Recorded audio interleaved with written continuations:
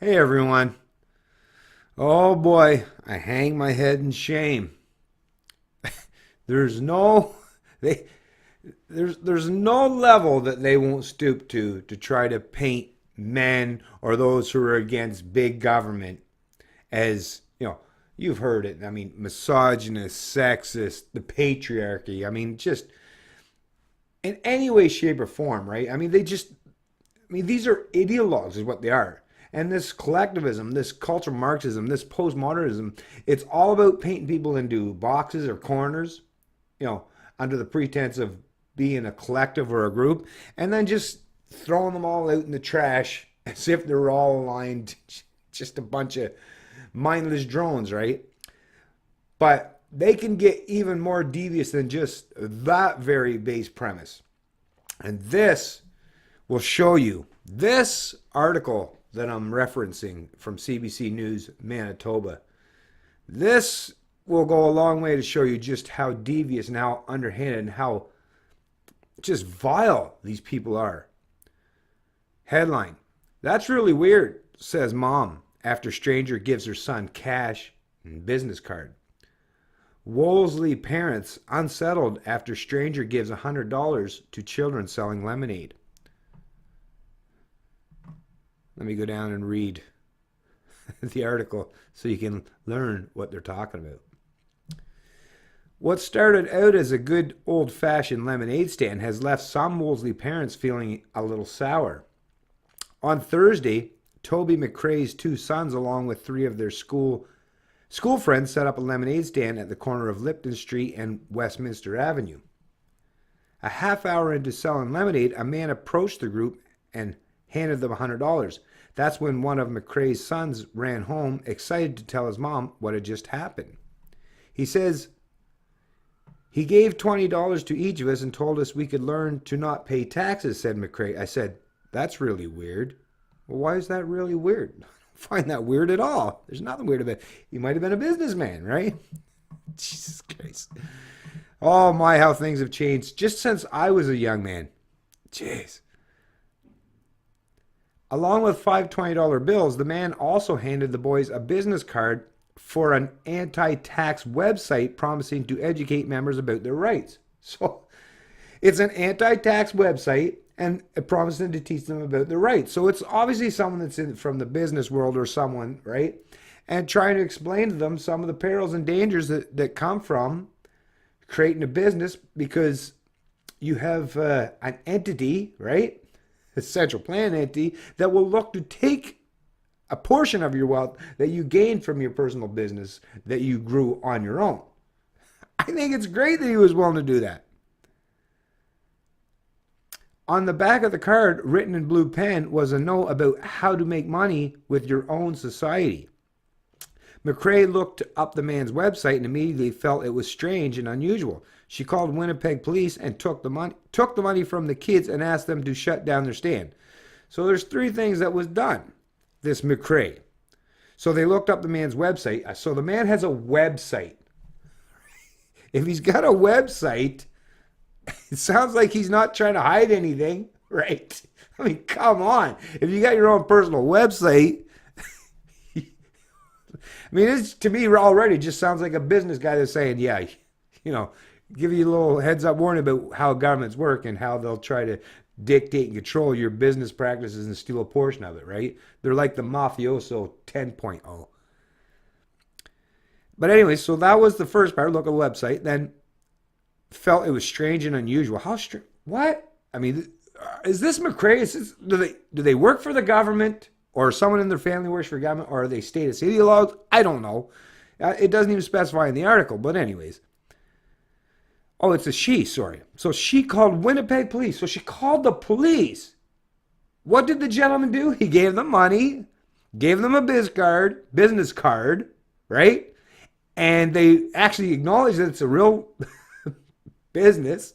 And he even told them that he's anti-tax and against government stealing a portion of their income. So it's not like, I don't know, like I say, but well, you'll find out where they were trying to get to this. See, I've already read this, so I'm getting a little ahead of myself. So let me just continue on. But anyways, yeah, so she called the police and she took the money from the kids. What? Are you going to spend on a new pair of fucking shoes for yourself or something? I mean, what the hell's up with that? What the hell did the kids do wrong? Why do they have to punish? Oh, it's that whole collective punishment bullshit, right? And ask them to shut down their stand. So, like I said, this is what people, I mean, I grew up and it wasn't nearly as rampant as today, but that collective or preemptive punishment, this fucking race to the bottom. Oh, I found that disgusting even when I was a kid. And now that I see how rampant it has become and so widespread, yeah, it's infuriating.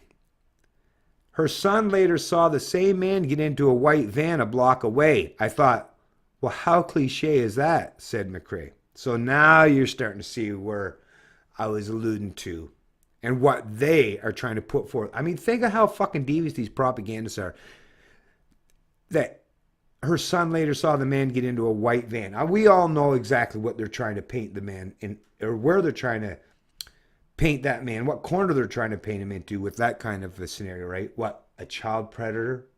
A pedophile, perhaps? I mean, how fucking vicious and vile are you that you're going to go that far, right? And it's being reported on the CBC News. Well, I mean, holy fuck, of course it would be. But really, this is how low they have come. This is how low they have gone. This is how far they have strayed from morality and common sense. It's so pathetic. The incident prompted her to sit down with her kids and talk about how to be safe and to not take money from strangers who aren't buying lemonade. So don't take money from strangers buying lemonade, but they're offering it to you voluntarily and giving you free business advice. But meanwhile, they're defending governments, all right? Right? And calling the cops. Well, how does the cop get a paycheck? Oh, through taxation. And what is taxation? But theft on a grand scale that you can't stop or prevent unless you're willing to take on the entire structure of government, right? So really, I mean, think about it. You won't teach your kids how fucking devious and underhanded it is for people that don't have anything to do with your business to take a portion of that and confiscate a portion of that. Now, if you called them mafia instead of government, you know, if they were, it was a shakedown to take a percentage of the profits of the lemonade stand, you would know instinctively how immoral and how unjust that is. But because you changed the term from mafia to government, all of a sudden, look at how miraculously amazing it is to do the exact same thing, carry the exact same acts, but somehow you just act as if God is a benevolent, or government is a benevolent God of some sort, or those are the representatives, the politicians are a representative of a benevolent central planning deity or master. Oh, all of a sudden that changes the equation, does it? What? The whole fucking world is upside down, folks. Black is white, in is out, right? I don't know what to tell you anymore. It's just fucking insane. The whole situation is unfortunate, she said, because the kids were simply trying to raise money to buy wildflowers in order to attract bees. She hopes it will not stop them from trying to do good. By the way, Cheerios, I believe it is, you can get the whole packets for free. So why are they trying to sell them when you can get packets for free? Anyways, whatever. I mean, whatever the bullshit pretense or excuses underlying this, I mean, it really doesn't have anything to do with what we're really trying to talk about. Is they're trying to paint a man as trying to give them advice to be against big government, theft, you know, wealth redistribution, forced wealth redistribution, and theft. So the man was trying to tell them to go against theft and forced wealth redistribution, but apparently the parents, well, they treated the kids like crap. They're painting this man, right? So the kids are being punished, and this man is now being painted as a child predator or a pedophile, all for what? Under the guise of what?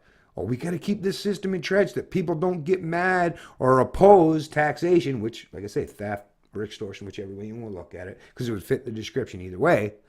But look at how devious the CBC would be. Of course, they would put this story because CBC relies on theft, that rampant theft, that forced wealth redistribution model that is a practice of government to the tune of over $1 billion a year. So, yeah, it kind of makes sense that they would try to defend this bullshit, right? Like, fucking pathetic. Like I say, these are the people.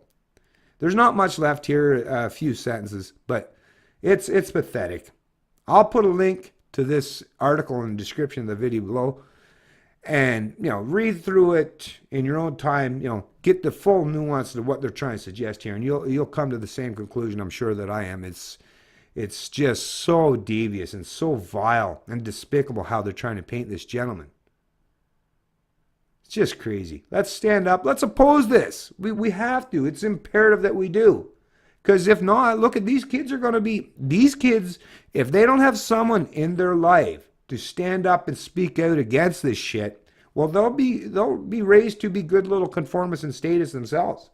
So while the gentleman is trying to help educate and inform them, you know they're going to be inundated with a lot of central planning and forced collectivism as the pretense of any ideology that he or she, those kids are going to grow up with.